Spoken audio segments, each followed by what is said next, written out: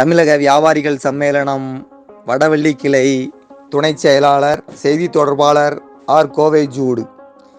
தமிழக வியாபாரிகள் சம்மேளனம் வடவள்ளி கிளை சார்பில் நியூ தில்லைநகரில் அமைந்துள்ள தமிழக வியாபாரிகள் சம்மேளனம் மீட்டிங் ஹாலில் பொதுமக்களின் பாதுகாப்பிற்காக தமிழக வியாபாரிகள் சம்மேளனம் கோவை மாவட்ட தலைமை தலைவர் அண்ணாச்சி எஸ்.எம். என்ற பி. முருகன் அவர்களின் தலைமையில் வடவள்ளி காவல் நிலைய ஆய்வாளர் லெனின் அப்பாத்துரை அவர்கள் கண்காணிப்பு கேமரா ரிப்பன் வெட்டி திறந்து வைத்தார்.